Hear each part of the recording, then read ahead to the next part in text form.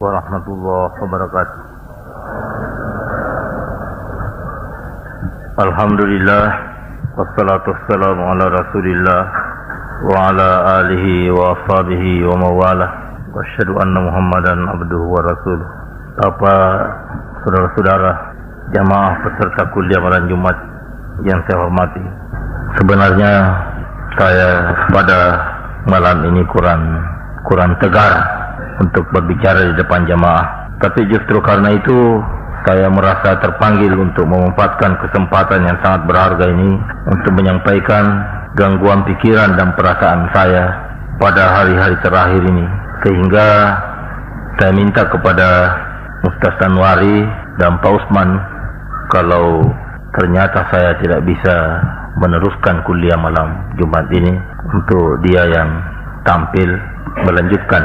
Masalah pertama, masalah pertempuran yang tambah sengit di Afghanistan, Kabul, dengan serbuan yang tambah gencar dari Golboding Hekmatyar ke kota Kabul, yang seolah-olah sisa-sisa roket Mujahidin kemarin waktu menghadapi anti-anti komunis Najibullah kayaknya dimuntahkan habis-habisan untuk menyingkirkan dan menggagalkan kekuasaan Mujahidin juga, yang presidennya adalah Burhanuddin Rabbani dengan Menteri Pertahanan Ahmad Saud, sehingga dapat dikatakan perang saudara yang luar biasa sadisnya. Ribuan meninggal gara-gara perang ini. Para diplomat asing terpaksa meninggalkan Kabul, yang justru pada waktu perang menghadapi Najibullah, diplomat asing tidak sampai menyingkir seperti itu. Cukup mengganggu pikiran. Di saat kita sangat berharap Afghanistan untuk tampil sebagai negara yang menetapkan berlakunya syariat Islam, lagi-lagi ditandai dan ditandai dengan satu tragedi yang sangat tragis, yang sulit kita percaya rasanya kok bisa terjadi.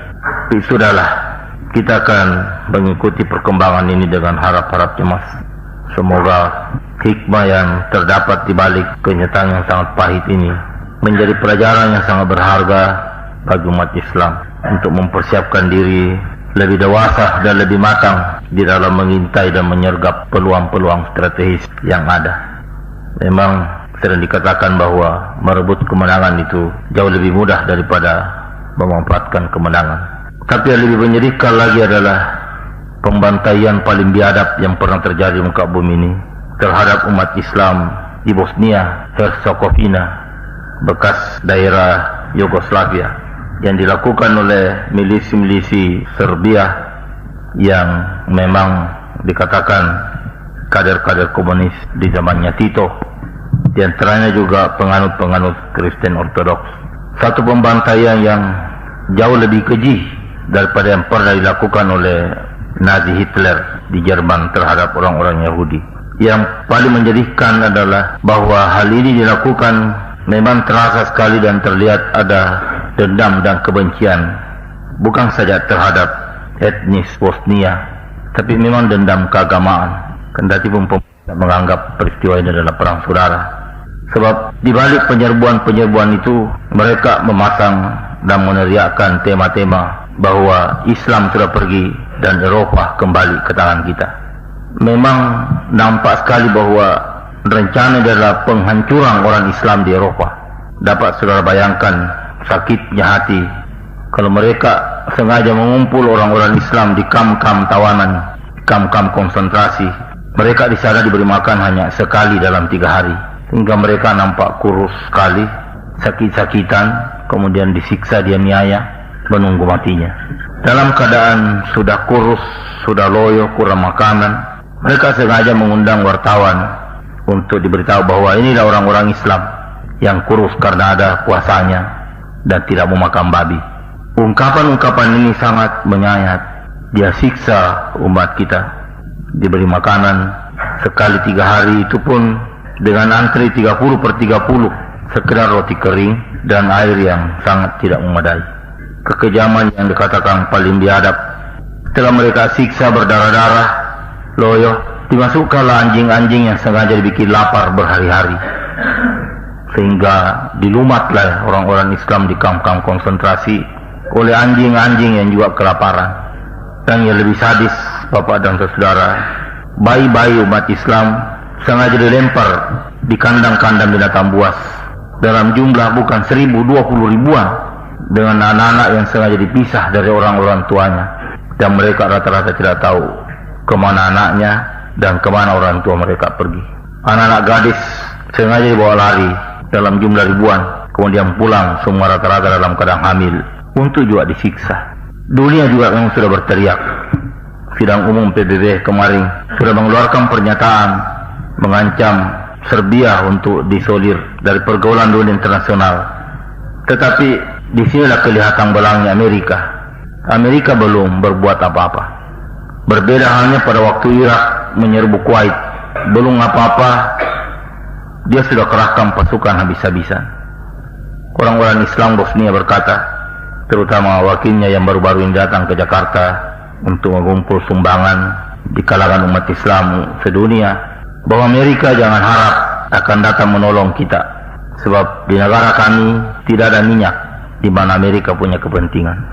Padahal kalau logika mau dipakai bahwa Amerika menyerang Irak di Kuwait karena dia merampas hak Kuwait, maka sangat lebih pantas Amerika untuk turun segera ke Bosnia, ke Sokoniva, Pina, untuk mengusir orang-orang Serbia ini. Tapi itu tidak dilakukan karena Amerika tidak punya kepentingan di sana. Lagi-lagi nampak kebohongan dan kepalsuan ini. Sementara dunia Islam, ya syukur ada hal-hal yang menggembirakan. Malaysia segera memutuskan hubungan dengan bekas negara Yugoslavia ini. Pakistan membatalkan seluruh kontrak-kontraknya di sana. Negara-negara lain di OKI kemarin ini juga buat pernyataan untuk ada sikap dan tindakan Dewan Keamanan segera ke sana. Indonesia belum berbuat apa-apa, sebab pemerintah kita menganggap ini adalah perang saudara. Apalagi dengan upaya mensukseskan KTT non-blok di Jakarta sekarang, cukup membuat posisi pemerintah kita dalam terjepit.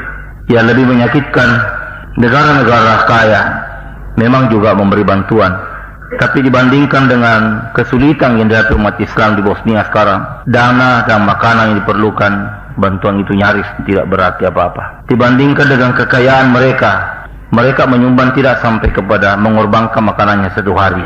Padahal kalau Arab Saudi, Kuwait, Emirat Arab tidak makan satu hari untuk kepentingan Bosnia, barangkali baru tertolong. Yang paling menyakitkan, kata perwakilan umat Islam Bosnia yang datang ke Jakarta, bahwa bersamaan dengan Kuwait menyumbang sekian 0, sekian juta dolar ke Bosnia, pada saat yang sama Kuwait juga menyumbang untuk kebun binatang di Inggris sejumlah itu.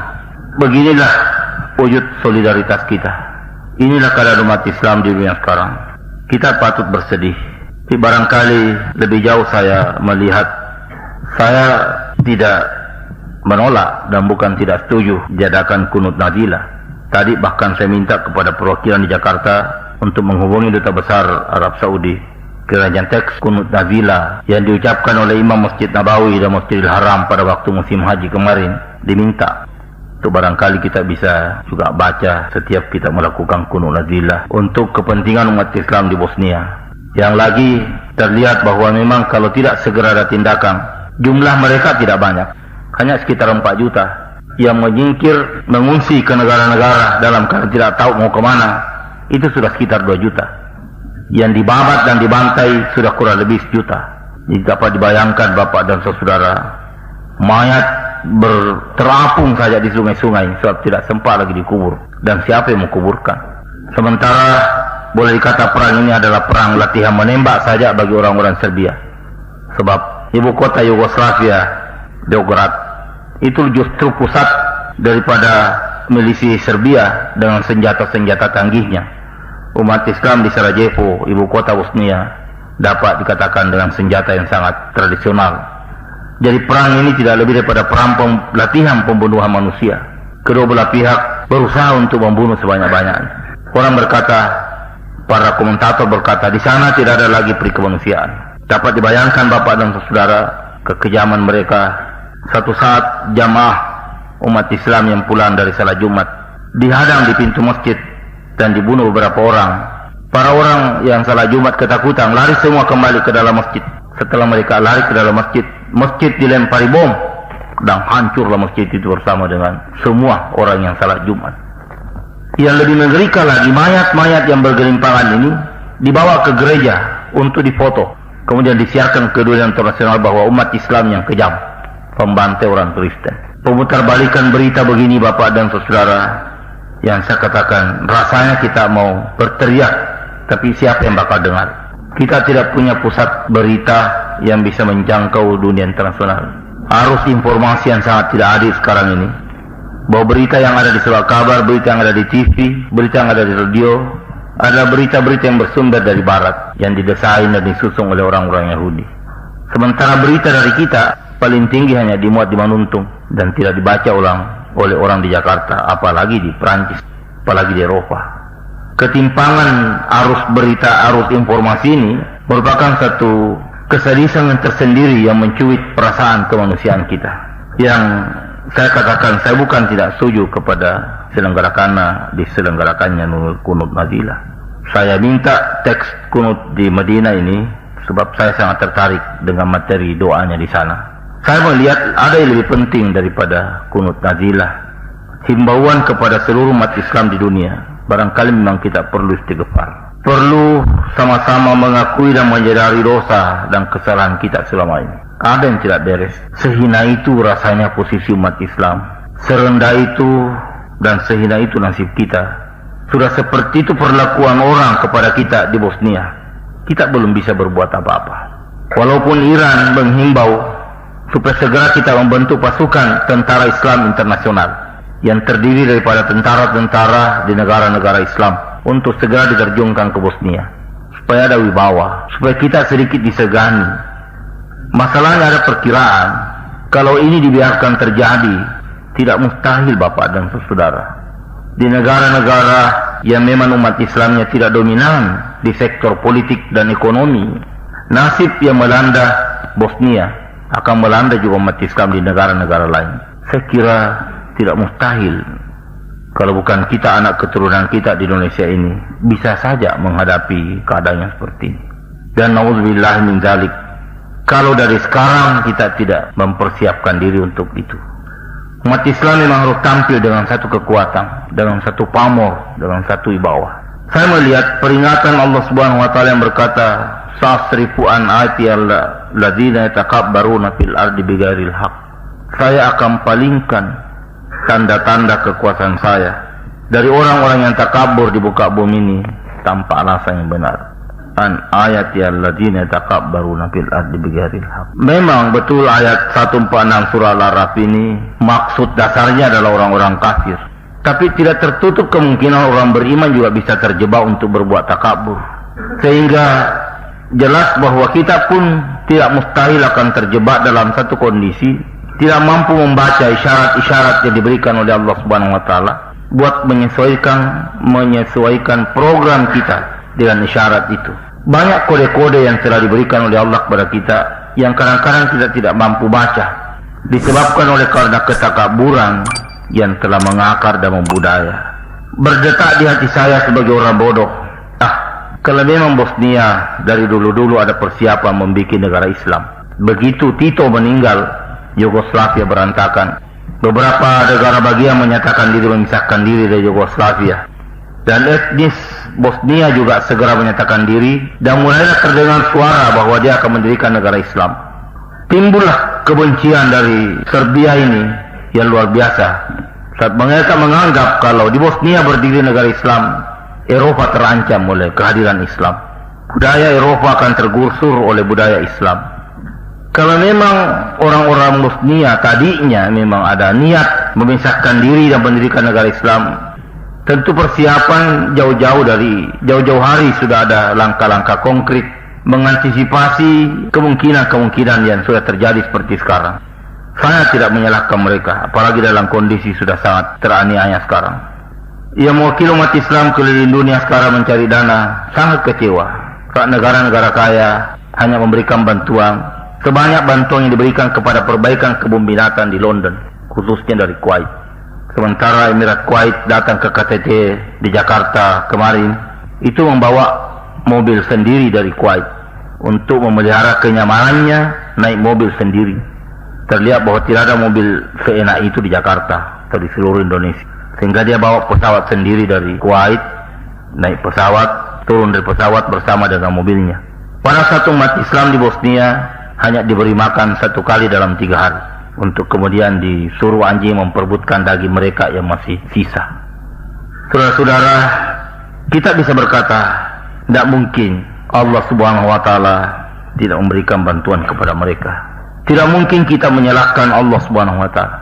Itulah sebabnya dalam 2 kali naskah kajian utama di majalah Surah Hidayatullah, saya menyodorkan satu pemikiran, perlunya satu koreksi secara jujur, bahwa barangkali sistem pembinaan umat kita selama ini kurang mengena, kurang sistematis cara kita membina umat. Terlalu jauh mereka kita antar pada saat akidah mereka belum mantap, pada saat mereka belum meyakini dan memahami serta menguasai cara menggunakan doa sebagai satu senjata yang paling ampuh di dalam mengundang kehadiran dan keterlibatan Tuhan di dalam kita mengatasi problema yang dihadapi sehari-hari. Tidak mampu lagi sebenarnya Bapak dan Saudara dalam kondisi seperti sekarang, di saat Amerika sudah merasa dirinya sebagai kuasa tunggal di negara sekarang ini, di dunia sekarang, dengan rontoknya komunis Uni Soviet utamanya, dengan persenjataannya yang sudah sejauh itu, dengan peralatan-peralatan teknologinya yang sudah secanggih itu. Mereka sudah memiliki senjata yang terlihat persis sasarannya yang akan ditembak dan dijamin tidak akan meleset, dengan senjata-senjata pembunuh dan pemungkas yang luar biasa sadisnya. Sementara kita masih bergelut dengan apa yang kita mau makan, dengan bagaimana caranya kita hidup. Rasanya kalau kita mau bersaing dalam kaitan ini luar biasa beratnya. Itulah barangkali saya bersangka baik kepada Allah Subhanahu wa Ta'ala dalam pola pembinaan umat yang kita kenal dengan sistem konsep sistematika wahyu, di mana kita dikenalkan kekuasaan Allah Subhanahu wa Ta'ala dan kelemahan manusia, sekaligus bimbingan pengkondisian yang bisa menolong kita dan menunjang kita mengundang kehadiran Allah pada saat-saat kita menghadapi kesulitan. Sayang Bapak dan Saudara, nyaris terlambat konsep ini disodorkan ke dunia internasional. Pada saat kita juga sudah terseret terlalu jauh di dalam kita membahasakan Islam, ada rasa bangga, ada rasa super.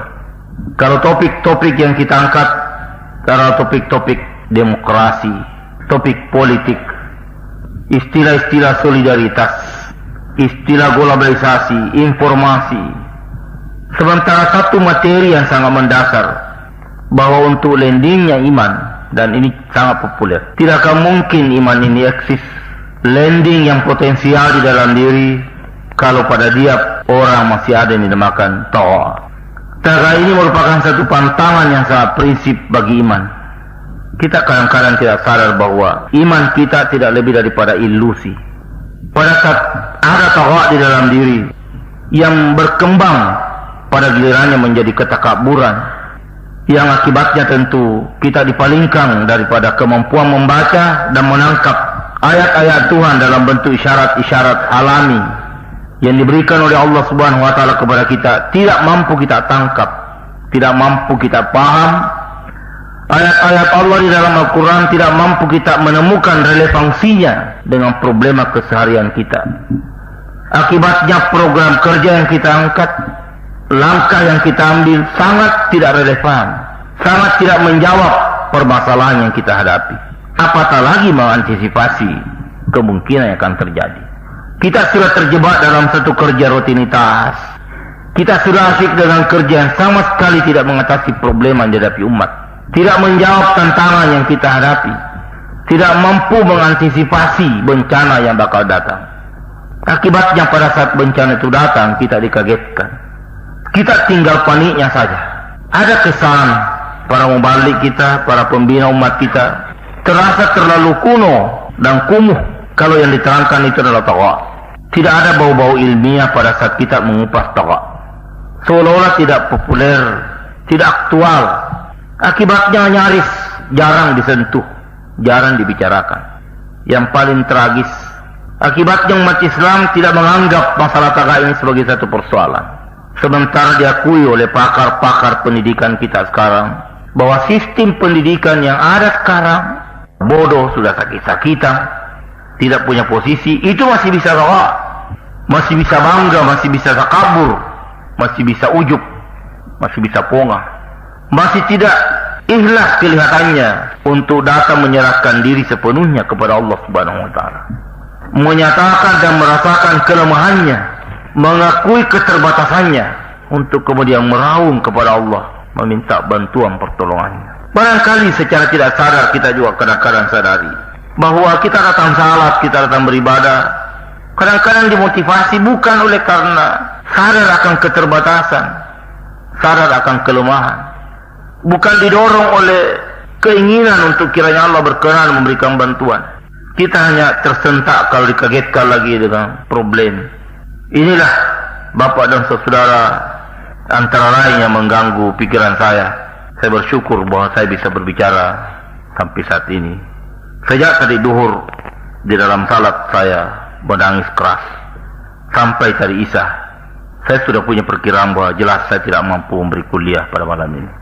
Kebetulan ikhwan kita Muftas Amin Bahrum yang sementara tergeletak di rumah sakit tentara, yang akan dibawa terbang ke Jakarta besok untuk berobat di rumah sakit Cipto, karena dokter di Balikpapan semua sudah angkat tangan dengan penyakit yang menimpa beliau. Saya sangat terharu sebab tidak gampang melahirkan kader dan tenaga seperti beliau. Pada saat saya rasanya mau memacu lembaga ini untuk bisa tampil dengan satu kekuatan, untuk setidak-tidaknya bisa berbuat sesuatu. Semoga anak cucu kita di belakang tidak sampai mengalami nasib seperti umat Islam di Bosnia. Dari sekarang, kalau memang ada rasa tanggung jawab kita kepada mereka, harus dijadikan budaya dan kebiasaan untuk sadar akan keterbatasan kita dan kelemahan kita. Melihat waktu salat sebagai satu kesempatan untuk meraung, meratap, meminta perkenan Tuhan untuk senantiasa memberikan pertolongannya kepada kita. Kasihani hamba-Mu ini Allah. Tidak ada daya, tidak ada kekuatan menghadapi kebiadaban dulu mat dan tambah merajalela sekarang. Kita yakin akan janji Tuhan, tapi jangan kita yakin bahwa kita sudah memenuhi syarat untuk dibantu Tuhan. Kita harus bekali diri dan benahi diri terus menerus sampai kepada tingkat kapasitas ada jaminan bahwa kita memang memenuhi syarat untuk ditolong Tuhan. Insya Allah memang berat proses membabak tawa di dalam diri ini, karena dia merupakan satu hal yang baru di kalangan umat Islam. Begitu mutlak, begitu vital, begitu langka dan begitu asing. Kita kadang-kadang kaget kalau proses pengikisan taga ini tiba-tiba berlaku pada diri kita. Terkesan satu penghinaan, terkesan satu hal yang mengurangi kehormatan diri. Padahal kita tidak sadar bahwa inilah sebenarnya yang menjadi hambatan. Wa may yu'min billah yahdi qalbahu. Barang siapa yang beriman kepada Allah, dijamin Allah akan berikan petunjuk kepada hatinya. Dia tidak akan salah langkah. Mestinya berdasarkan teori ini, kasus dan peristiwa pembantaian yang tidak manusiawi yang melanda umat Islam di Bosnia Herzegovina sekarang ini mestinya tidak terjadi. Jauh-jauh hari mestinya kita sudah mengambil langkah. Satu pelajaran yang sangat berharga bagi kita. Pada satu umat Islam memerlukan makanan, memerlukan dana. Dapat dibayangkan Bapak dan saudara bahwa bantuan yang datangnya dari luar negeri yang diprakarsai oleh PBB itu ditampung di gudang-gudang tertentu di sana. Lebih mengiris sebab di sekitar gudang tempat penampungan makanan itu justru di sana tergeletak mayat-mayat bergelimpangan, karena makanan ini dikuasai oleh musuh, dikuasai oleh orang-orang Serbia yang juga dengan alasan untuk makanan mereka. Lagi-lagi kita sudah ditinggal. Kok rasanya sehina itu dan sejela itu posisi kita? Ada yang tidak beres ini Bapak dan saudara. Atau barangkali ada satu kemeti dari Allah Subhanahu wa taala untuk kita tersentak. Kita terlambat menyusun kekuatan. Bukan untuk menyakiti orang lain, bukan untuk merugikan orang lain, tapi minimal untuk mempertahankan harga diri, kehormatan kita. Minimal untuk menjaga eksistensi keberadaan kita sebagai umat Islam yang dilindungi oleh Allah Subhanahu wa taala. Insyaallah lewat pengalaman sejarah, taga ini memang Allah dari jauh-jauh hari sudah diingatkan, ini sumber masalah. Sumber kelemahan kita tawa ini Bapak dan Saudara. Kekuatan umat Islam baru bisa eksis kalau ada aspek adanya garis komando yang jelas. Adanya struktur di mana umat Islam siap selalu dikomando, siap selalu menerima tugas dan kewajiban. Tidak ada istilah tawar-menawar kalau memang sudah saatnya tiba. Ini harus dibiasakan dari awal. Dari pagi-pagi, umat Islam harus dibiasakan dinamis militan untuk bereaksi kalau ada masalah. Dan inilah yang dibudayakan liwat salat jamaah. Bukan sekedar dari segi syariat, bukan sekedar untuk mendapatkan pahala, tapi proses membangun kekuatan liwat salat jamaah ini. Kehadiran kita di malam Jumat juga adalah satu proses penyusunan dan membangun kekuatan. Tapi tokoh inilah halangannya. Yang menumpukan garis komando adalah tokoh. Tidak bisanya Ahmad Massoud dengan Gulbuddin Hekmatyar di Afghanistan menyatu di dalam satu garis komando karena tokoh yang berperanan. Perpecahan yang pernah terjadi di lembaga-lembaga perjuangan yang ada di negara kita ini juga faktor tokoh. Alhamdulillah, lewat lembaga perjuangan kita Pondok Pesantren Hidayatullah, dari sejak awal perlangkahan memang skala prioritas pegigisan tokoh. Tidak gampang, tidak mudah hal ini memang berhasil. Tapi tidak boleh kita berhenti, insya Allah pasti ada hasil. Dia adalah proyek setan yang terus-menerus meniup tokoh dalam diri kita, rasa superior dalam diri kita. Tidak mudah dan tidak gampang menemukan namanya kader yang siap bersama-sama dengan kita memikul perjuangan ini. Itu yang menyebabkan saya meraung-raung tadi dalam salat sunat ba'da duhur, meminta kepada Allah, ya Allah, kalau memang ikhwan saya Amin Bahrum, Engkau masih berkenan memberikan kesehatan dan tambahan umur untuknya, berkenanlah kiranya Engkau memberikan kesempatan itu. Saya bilang sama istri beliau, yang mengiris jantung saya, Bu, rasanya perjalanan ini sudah hampir tiba. Tak tegar rasanya membiarkan dia tidak ikut melihat kenyataan yang sangat menggembirakan itu. Kepada Allah saya mohon, tidak gampang ya Allah tanpa bantuanmu untuk merekrut dan mengorbitkan tenaga-tenaga yang seikhlas dan setegar dia pada saat ancaman dan musibah yang melanda umat Islam di Bosnia sudah mulai menjilat-jilat pikiran kita. Kalau umat Islam di Indonesia masih selalu santai gayanya, masih sendiri-sendiri sifatnya, asyik dengan program pribadi, asyik dengan problema sendiri, dengan problema rumah tangganya, kita akan menghadapi kenyataan yang sepedih yang dialami umat Islam di Bosnia. Na'udzubillah min dzalik. Tidak ada kekuatan kalau kita berserakan sendiri-sendiri Bapak dan Saudara. Kita sibuk sendiri dan aktif sendiri, eksis sendiri. Ibarat organ tubuh, bahwa tinju kita di laki meja, kaki kita di bawah tangga, otak kita di dalam rak. Apa artinya kalau organ ini berserakan Bapak dan Saudara? Selemah-lemah sebuah tinju kalau dia tetap terletak di ujung tangan dan tangan tidak berpisah dari tubuh ini, dia punya kekuatan. Dia bisa mengangkat sesuatu barang. Jari-jari kita saja, induk jari ini dilepas, 4 jari ini sudah berkurang kekuatannya yang sangat vital. Ini menunjukkan perlunya kita senantiasa berada dalam satu komando, di dalam satu garis komando yang tajam Bapak dan Saudara. Sayangnya sekali lagi bahwa membahasakan garis komando secara tajam, secara vokal, kadang-kadang kita dihantui oleh beberapa bayangan-bayangan yang riskan dan tabu. Tapi semoga liwat modal iman kita masing-masing yang ditandai Bapak dan Saudara dengan hilangnya tawaf dalam diri kita, untuk senantiasa merasa diri siap diatur, siap dikomando. Datang saja kayak apel pasukan setiap malam Jumat. Itu sudah satu proses penyusunan kekuatan yang punya arti. Bukan jumlah yang penting, tapi harga dasar ini, kekuatan dasar ini yang penting. Insya Allah, kalau sudah ada kekuatan dasar seperti ini Bapak dan Saudara, yang bisa digerakkan setiap saat untuk menyelamatkan diri dan membela kehormatan diri, musibah dan bencana yang melanda umat Islam di Bosnia ada harapan untuk tidak kita alami dan tidak dialami oleh anak keturunan kita. Jangan dikira dan jangan dianggap.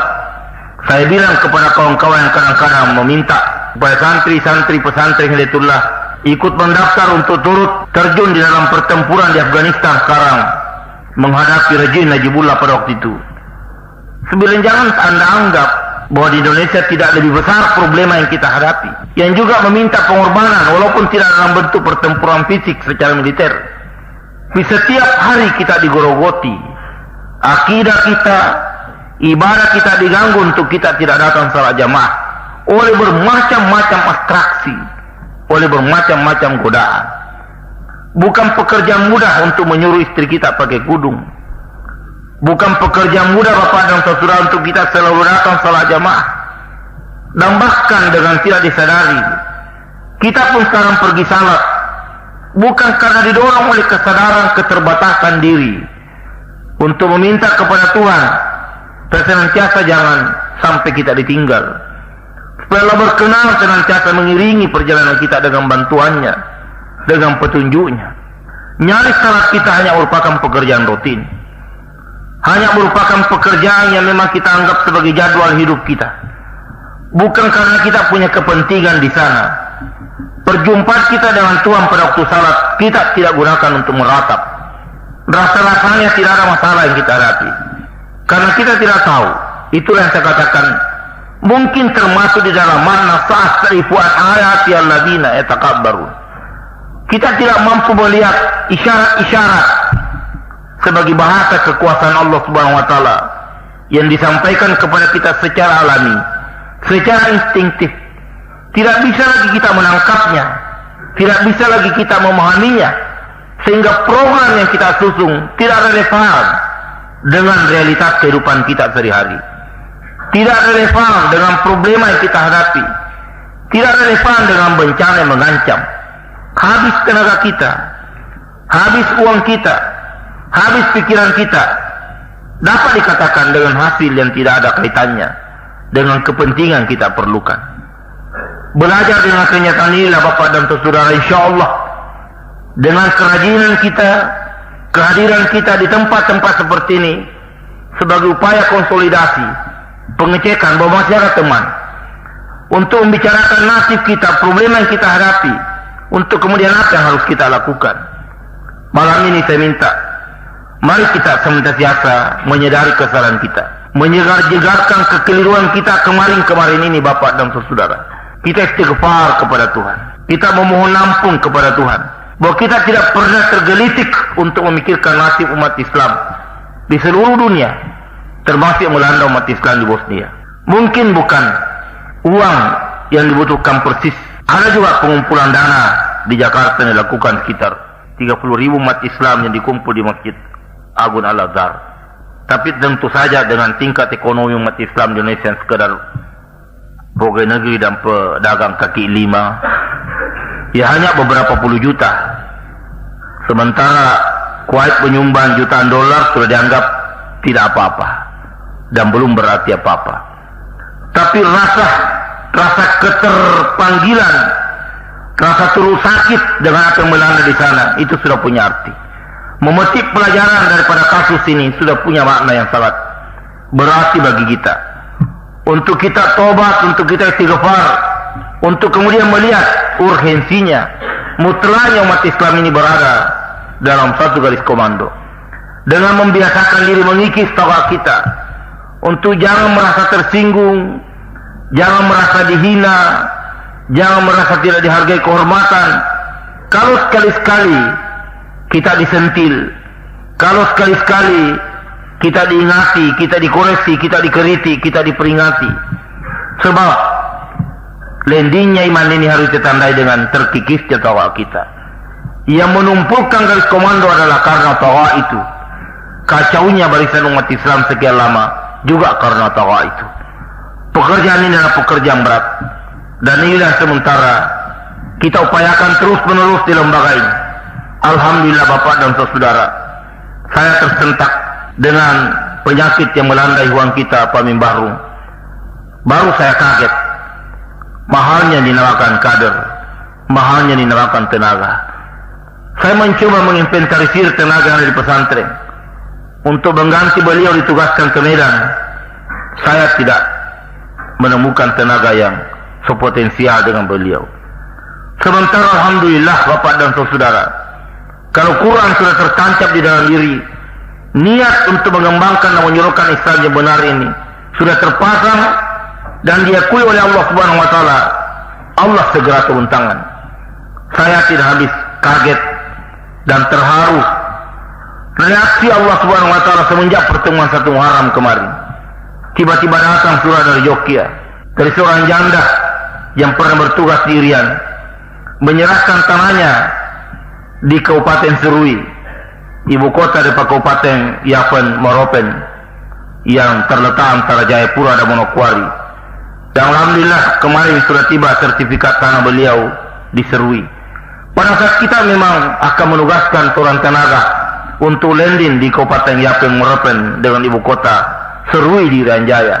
Saya tidak bisa melihat dari mana kaitannya sampai Nyonya Ismail, seorang janda yang pernah bertugas di Serui, melayangkan surat ke Balikpapan untuk kiranya Hidayatullah memanfaatkan tanahnya yang ada di sana buat kepentingan Islam. Tiba-tiba ada seorang gadis di Bandung mengirim surat ke sini bahwa ada rumahnya di Medan, kalau Hidayatullah mau gunakan untuk segera menghubungi beliau di Bandung. Kemarin datang lagi suratnya setelah saya minta penjelasan. Apa yang menarik Anda di pesantren? Dan jamaah yang Anda tempati berkiprah, jamaah apa namanya? Dia aja mengatakan, saya tersentak bahwa liwat majalah Surah Hidayatullah baru saya tahu bahwa ada yang dinamakan keterlibatan Tuhan di dalam hidup kita. Dia sangat tergugah dengan istilah keterlibatan Tuhan itu. Dia kepingin sekali supaya keluarganya di Medan juga tahu yang dinamakan keterlibatan Tuhan itu.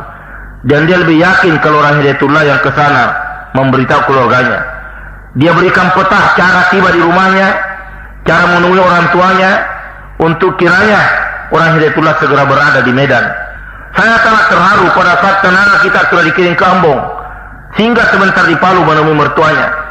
Tahu-tahu ada dosen di Palu yang putra Ambon asli, punya rumah besar di Ambon yang tidak dimanfaatkan, untuk kiranya orang Hidayatullah juga segera menggunakan rumah beliau yang ada di Ambon itu.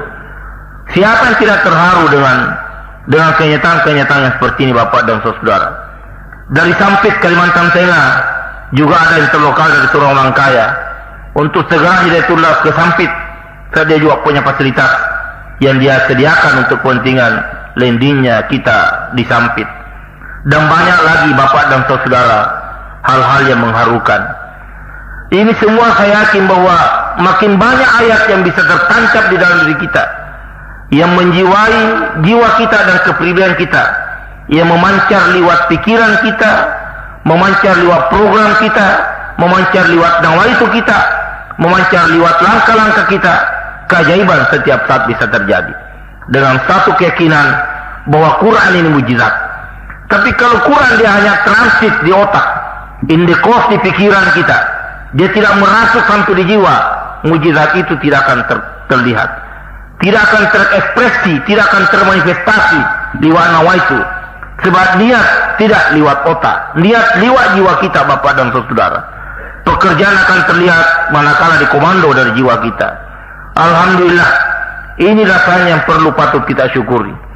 Karena mudah-mudahan Allah Subhanahu wa taala sekali lagi berkenan untuk menerima seluruh harapan dan pinta doa kita kepadanya. Dan saya minta juga kepada Bapak dan saudara untuk pada kesempatan-kesempatan selanjutnya turut mendoakan ikhwan kita Pak Amin Bahrung yang akan berangkat ke Jakarta besok untuk dia penama di Rumah Sakit Cipto, diberikan kesembuhan oleh Allah Subhanahu wa taala. Dan kalau tidak, mudah-mudahan kita diberikan kesabaran dan ketabahan untuk menerima kenyataan yang terlalu pahit bagi kita barangkali. Dan mudah-mudahan Allah Subhanahu wa taala memberikan kenyataan-kenyataan yang lebih indah daripada ujian-ujian dan cobaan yang rasanya kita belum mampu menerimanya. Semoga Allah senantiasa mengiringi perjalanan kita dengan penuh kasih sayang. Dan semoga umat Islam di Bosnia segera berkenan Allah mengakhiri kebiadaban, penghinaan dan pembantaian yang sangat sadis itu. Dan mudah-mudahan itu semua